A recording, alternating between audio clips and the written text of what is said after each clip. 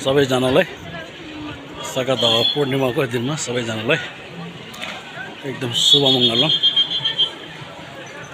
जय बुद्ध भन्न चाहन्छु। म चाहिँ अहिले चाहिँ बौद्धमा छु। आज एकदम ठुलो